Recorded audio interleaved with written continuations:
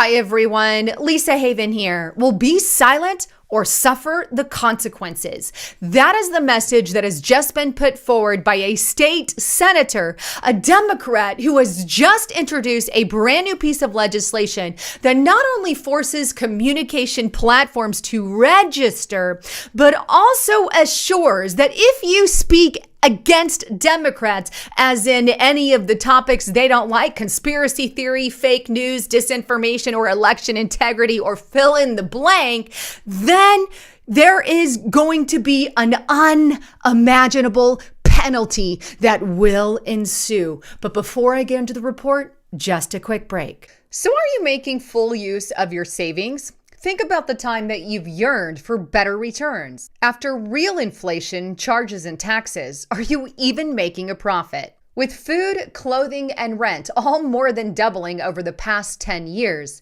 it's truly time that you did something different. Gambling on Robinhood or stocks might just lose you the lot. Is it truly worth the risk? Like thousands of other people, you want retirement to be stress-free. That's why a precious metals IRA with Noble Gold Investments at noblegoldinvestments.com just might be your answer. And this month, Noble Gold Investments is gifting something very genuine. And I have it right here. It's this rare Carson City minted Morgan silver dollar. And I'll kind of hold it in the camera there so you can see both sides of it. But this thing is very genuine and unique. And it comes with any qualifying IRA or 401k. In fact, these coins were around when an ounce of silver was worth $1. To give you an example, an 1893 coin in mint condition today is now worth $3,250. That is a literal increase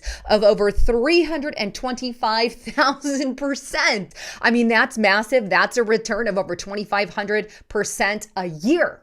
That's pretty huge. And that just goes to show the power of long-term investment in precious metals. So get in touch with the experts over at noblegoldinvestments.com today. Do not hesitate, because you never know what the economy holds. Now, you can either go to their website at noblegoldinvestments.com or give them a call at 1-877-646-5347. The number's also on the screen. But let them know that you heard it on Lisa Haven.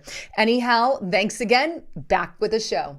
So what exactly am I talking about? Well, take a look at this article here on pjmedia.com, and its headline, Colorado Democrat moves to ban hate speech, fake news on social media. And this was just recently published on March 2nd. Now, the article states, on Friday, Colorado Senate President Pro Tempore Carrie Donovan, who is also running to unseat U.S. Representative Lauren Boebert, filed SB 21-132, a bill to regulate digital communications. The bill will create two regulatory agencies to monitor big tech companies and penalize them for allowing a person to engage in unfair or discriminatory digital communication practices, including promoting hate speech, undermining election integrity, allowing the spread of fake news, and targeting for digital ads. The bill does not define, however,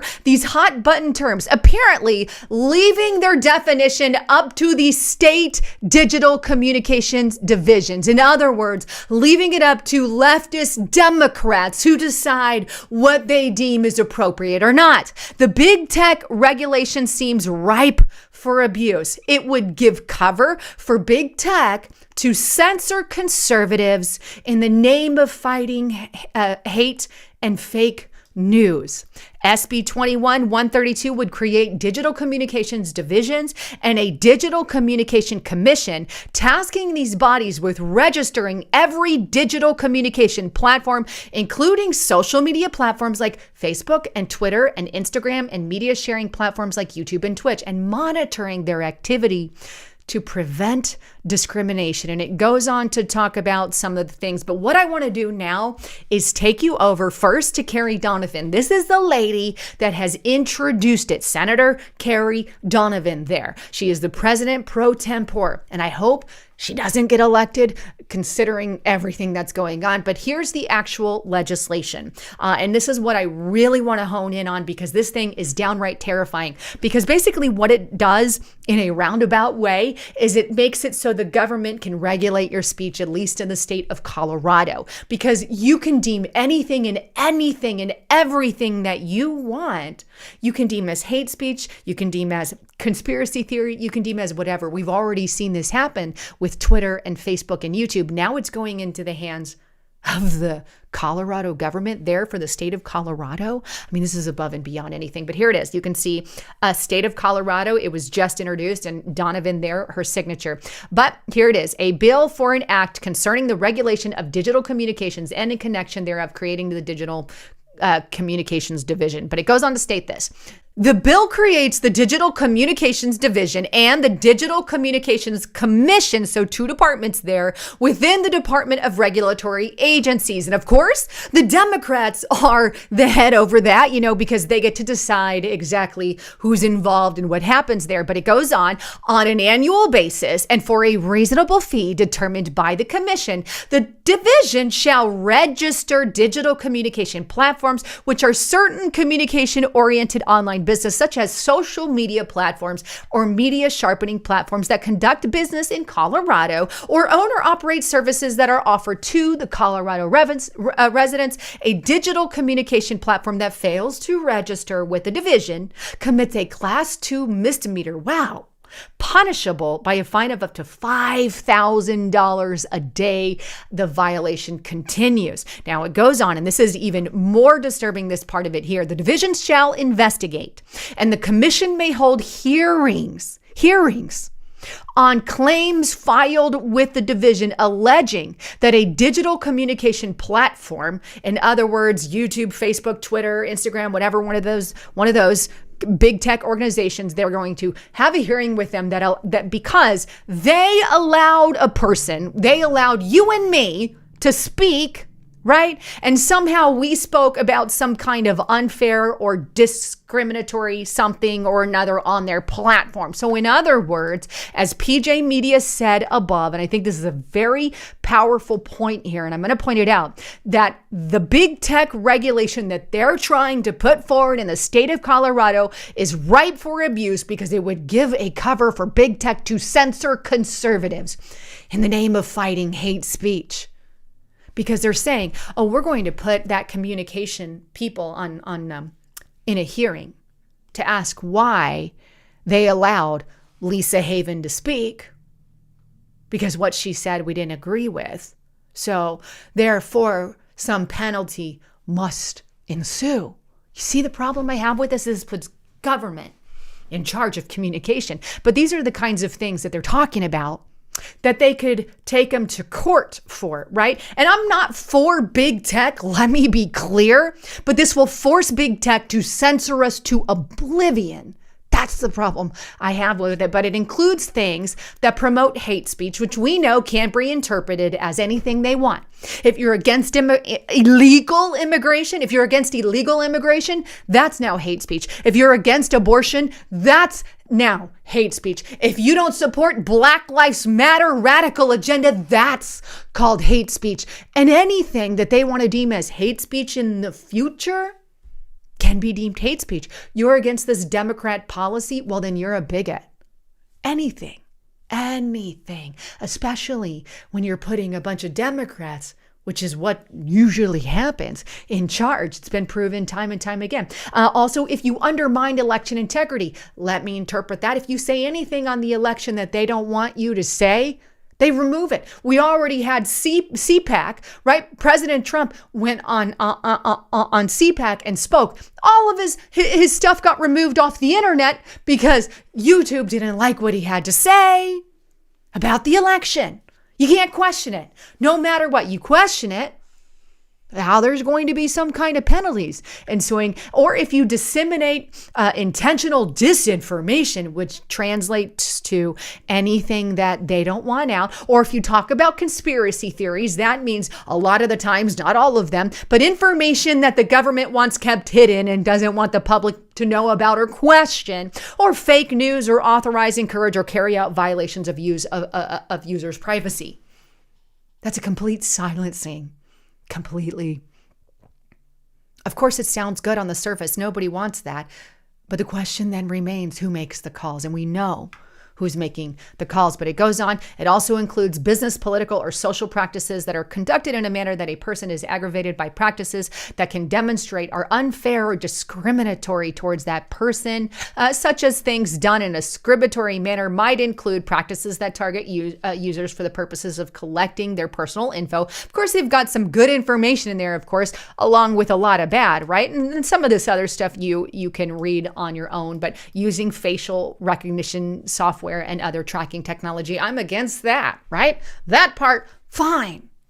But it's this little part up here that I have a massive issue with. And you know what? It's not going away. If this is happening and being proposed for you to silence and shut up if you're a conservative Christian Republican, and that's where it always ends up, because they're the only ones being called racist, white supremacist, bigots, and everything under the sun. This directly targets one political side based off of everything. And this is their way of completely making us not able to speak, folks. If it's happening in Colorado, it's not going to stop in Colorado. There's also this that's going on, make you aware. This is on dailycaller.com. House passes legislation that would allow the Justice Department to demands